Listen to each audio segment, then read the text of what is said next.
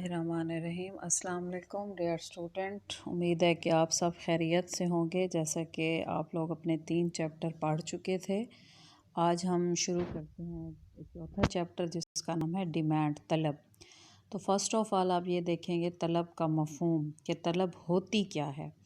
तो आम इस्तिलाह में तलब को आरज़ू या ख्वाहिश के मानों में इस्तेमाल किया जाता है, लेकिन माशियात में तलब से मुराद महज आरज़ू या ख्वाहिश नहीं, बल्कि तलब से मुराद इंसान की ऐसी ख्वाहिश है जिसकी तकमील के लिए ख्वाहिश करने वाले के पास क़ुव्वत ख़रीद यानी रुपया पैसा मौजूद हो, वरना किसी शय को हासिल करने की आरज़ू या ख्वाहिश तलब नहीं बन सकती। मीन्स माशियात जो है वो आपसे ये कहती है कि किसी शय की तलब के लिए 2 शराइत का मौजूद होना ज़रूरी है। पहली जो है कि शय को हासिल करने का इरादा और आमादगी हो, और दूसरी चीज़ जो है शय को हासिल करने की क़ुव्वत ख़रीद या इस्तात, means willingness to purchase, and second condition is power to purchase.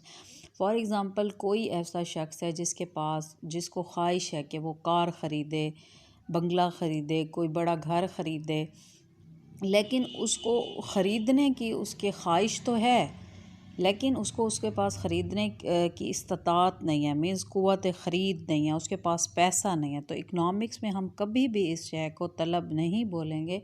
Economics में इसको हम कहेंगे ये उसकी ख्वाहिश है।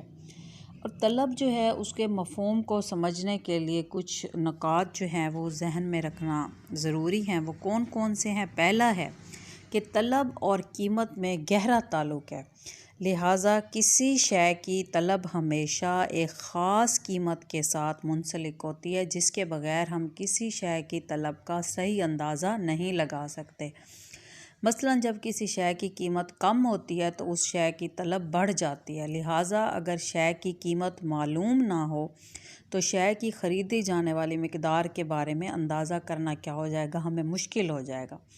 इससे क्या साबित होता है कि तलब किसी शय की वो मिक़दार है जो एक सारिफ़ ख़ास कीमत पर ख़रीदने के लिए तैयार होता है। सेकंड थिंग इज़, तलब का अंदाज़ा हमेशा एक ख़ास वक्त के लिहाज से किया जाता है। क्यों किया जाता है? क्योंकि कुछ चीज़ें ऐसी होती हैं उनकी तलब हम एक दिन, एक हफ़्ता या एक माह के लिए भी की जा सकती हैं।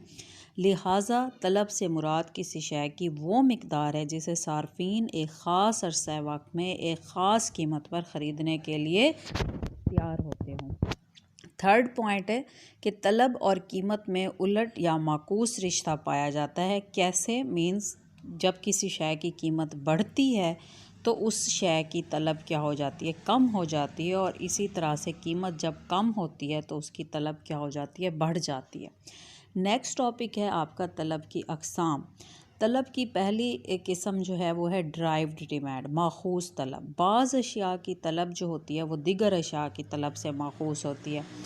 मिसाल के तौर पर अगर अशिया ख़िदमात की मांग में इजाफ़ा किया जाए तो आमलीन पैदाइश, जैसे आपको पता है इकनॉमिक्स में 4 आमलीन पैदाइश हैं, ज़मीन, मेहनत, सरमाया और नाजिम, तो उनकी तलब बढ़ जाती है क्योंकि यही आमलीन पैदाइश अशिया ख़िदमात को पैदा करने में मदद देते हैं।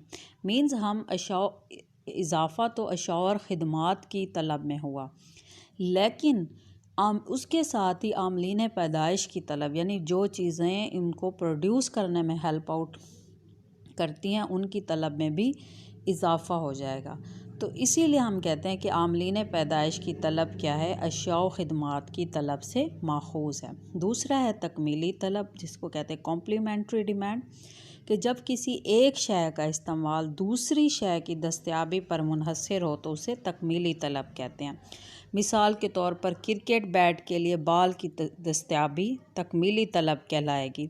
इसी तरह से कलम के लिए दवात, कार के लिए पेट्रोल वगैरह तकमीली तलब के ज़ुमरे में आती है, क्योंकि एक शय को इस्तेमाल करने के लिए दूसरी शय का होना ज़रूरी है। उसके बाद है मुरक्कब तलब, कंपोजिट डिमांड, कि जिन अशिया का इस्तेमाल एक से ज़्यादा हो तो उनकी तलब मुरक्कब तलब कहलाती है। मसलन बिजली, कोयला, लकड़ी, गैस वगैरह को आप कई इस्तेमालात में ला सकते हैं, इसीलिए हम इन अशिया की तलब को क्या कहते हैं? मुरक्कब तलब। जैसे लकड़ी है, आप उसके कई इस्तेमालात हो सकते हैं। लास्ट है नेमुल बदल अशिया की तलब के बाज़ अशिया की तलब नेमुल बदल से पूरी की जा सकती है। जैसे आपको प्यास लगी हो, आप पानी से भी प्यास बुझा सकते हैं, कोई शरबत पी सकते हैं, दूध पी सकते हैं। इस तरह से भूख लगी, आप रोटी खा सकते हो, चावल खा सकते हो। मीन्स भूख को मिटाने के लिए भी आपके पास कई ऑप्शन होते हैं। तो इसीलिए इसको कहते हैं, ये है नेमुल बदल अशिया की तलब। तो गर्ल्स, आप डेली का इस चैनल को सब्सक्राइब कर लें। आपके सारे लेक्चर इसी चैनल पे अपलोड होंगे।